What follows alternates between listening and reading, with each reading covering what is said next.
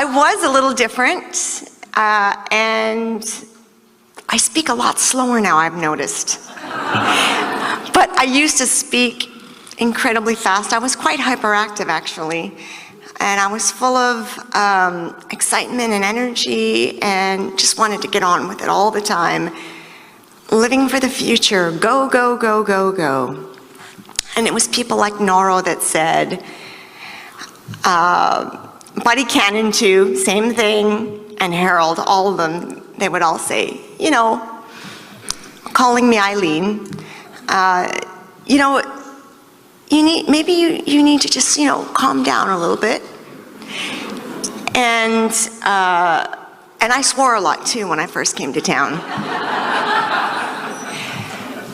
I'm a small town Canadian from a mining town, and I spoke like a lumberjack a little bit, you know. F this, F that. So I had to curb that. And I just had to get my social graces together a little bit more in order to be in the media. So my early beginnings in Nashville were the grooming for preparing me for what was to come. And I embraced it as a very important part of my life, knowing that there was no turning back. Once I came to Nashville with a record deal, which was a miracle, I had no parents to call to say it's not working out, or can you send a bit of money? I had no one to fall back on. And my new family was now the future, and whatever I made of that future. And my beginnings were humble and very difficult, but they prepared me for standing alone. And by standing alone, I humbly say that it wasn't because I got here by myself. It's just because I had to find a stronger person within, both to stand alone in the sense that nobody was going to make the decisions for me, mostly because I didn't want them to. And I knew that unless I was going to be strong and stand alone, that they would make those decisions for me, and I would never be what I wanted to be. And I was willing to take those risks.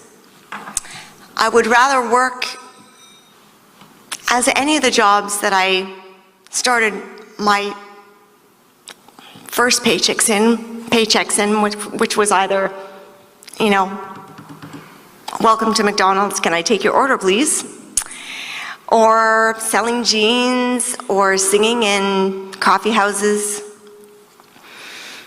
I would do that even today if it meant that I had to give up my own ideas and not be able to express myself creatively and artistically. I was very lucky in the 90s to have had a collaboration with Mutt Lange and to develop my art as a songwriter and a recording artist. He gave me all kinds of freedom, respected my opinions, and I grew in that period. But when that fell away, I was alone again, and I didn't know where to begin. I didn't know where to pick up. So I went back to square one and figured that finding myself alone wasn't such a bad thing. Then maybe it was an opportunity to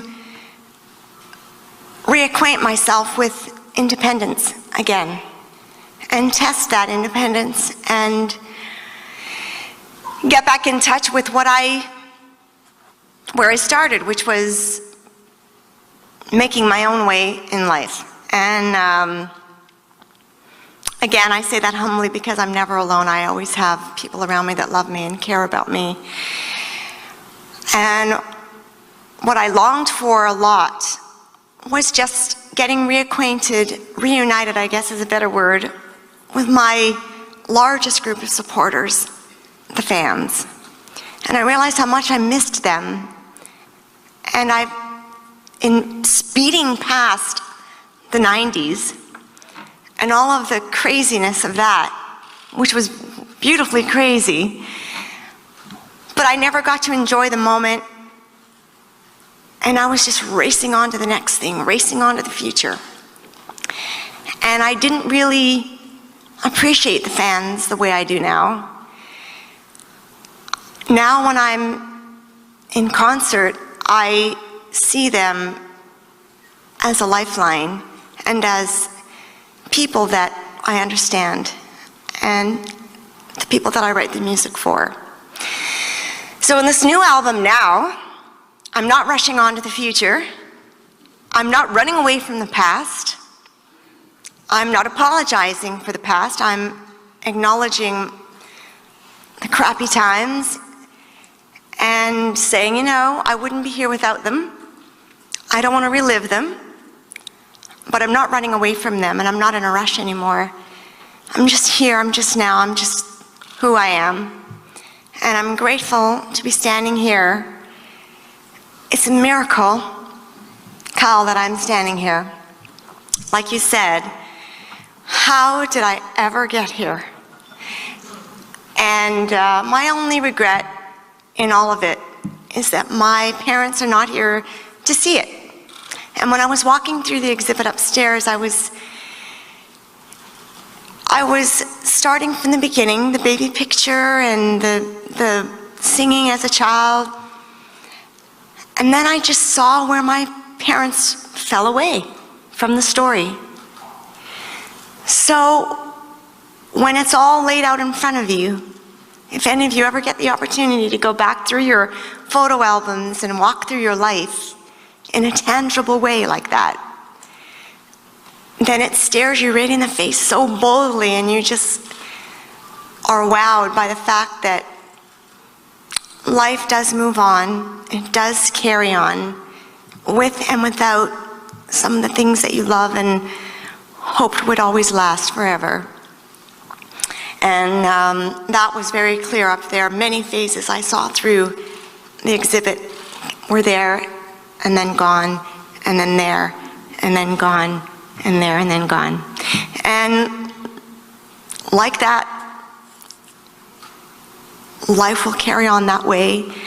But for now, I choose to live in the moment, enjoy my new music, enjoy this moment, all of you, and the gratitude that I'm feeling for being here and how the hell ever it is I got here. Thank you.